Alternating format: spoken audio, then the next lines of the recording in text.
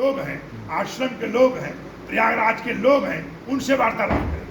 जब वार्तालाप करने के बाद जब समाधि लगा दी गई, समाधि लगाने के बाद जब मैं बाहर निकला तो लोगों ने हमसे पूछा, तो मैंने कहा उच्च से उच्च स्तरीय जांच होगा और ये जल्दी जांच शुरू हो जाएगी, बताने की जरूरत नहीं। और आपको पता है कि सुबह ही मतलब जो है जोगी जी ने मतलब जो है सीबीआई से मांग कर दिया था, सीबीआई की सिफारिश कर दिया था और वो शुरू हो गया। अब उसमें मतलब ये है इस अपराध के पीछे क्या है, ये सत्यता क्या है, ये तो जांच के विषय है। हमारा एक लिमिट का बोलना अधिकार है। बाकी ये कि हम पूरी तरह से ये नहीं मानता हूँ कि उन्होंने आत्महत्या किया है। न पहले अपने शब्द माना था मैंने कहीं बयान में, न आप लोग सामने आज मानने को तैयार हैं। कहीं न कहीं कुछ हुआ है। महाराज जिन लोगों पे उनकी हत्या का आरोप लगा है उनसे कितना संतुष्ट है कि हाँ यही हो सकते हैं? देखिए, कभी कोई, मैं लिखने के लिए नहीं बोलता हूँ, कर्म कोई और करता है, जस कोई और पाता है, सुख कोई और करता है। कर्म किया सुभाष चंद्र बोस ने, जस पाया महात्मा गांधी ने, सुख किया जवाहरलाल ने। तो कोई ब्रह्मा जी ने किसके क्या पट्टे में लिखा है? इसलिए किसको सुख है, किसको दुख है, ये लाभ हानि। तो आपका मानना है कि बहुत बड़ा षड्यंत्र है जो महाराज जी की हत्या के पीछे? मेरा कहने का जब तक वो जब तक कागज का हमने क्या बोला था कि उनके दस्तखतों को जांच होके तो हो जाए किसी अच्छे संस्थान के द्वारा, जिनको डिग्री है, जिनको लाइसेंस है, वो कहें कि असली की नकली है। हस्ताक्षर सही पाए गए भाई जब जांच हुई तो मालूम पड़ेगा। जांच हुई। हाँ, मेरा दुख था कि मीडिया के पास कहां से पहुंच गया, ये कैसे लीक हो गया।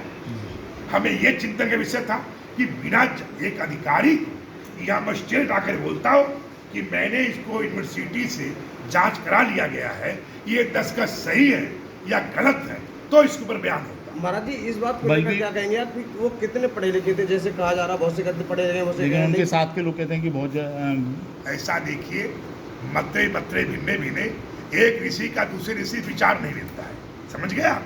इसी तरीके से हमारा ये कहने का अर्थ है, पर उनके मामा का बयान, उनके घर का बयान नहीं।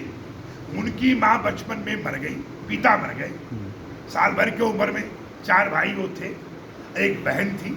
उसके बाद उनके मामा ने पोषण पालन किया। मामा के शादी में वो गए, वहाँ खड़े हैं, 12 साल की उम्र से ज़्यादा नहीं। उसके बाद उनका जो मतलब है कि जौनपुर में ग्रामीण बैंक में 1 साल नौकरी किया है। 1 साल नौकरी का अर्थ है कि वो इंटर में फेल हुए, इंटर पास नहीं हुए। इंटर में वो पढ़ते थे और इंटर में फेल होने के कारण वो उनके मामा का शब्द है कि इंटर में ही छोड़ा और साधु संतों तरफ लगाव था। कई बार जाते आते थे, साधुओं प्रति इनका एक रुझान था और वहाँ से वो निकले हैं। तो उसके बाद साधु संतों के साथ हरि गोविंद पुरी जी के पास वो मिले। उन्होंने हरि गोविंद पुरी जी ने उनको दीक्षा शिक्षा दिया। वो मेरे साथ हैं, मेरे मित्र हैं। उनकी लगभग 90 साल से ऊपर उम्र हो चुकी है। किसका? हरि गोविंद जी। तो उनसे जो मैंने वार्तालाप किया और जो लोगों से चर्चा हमने किया, हमें पूरी तरह से मालूम है।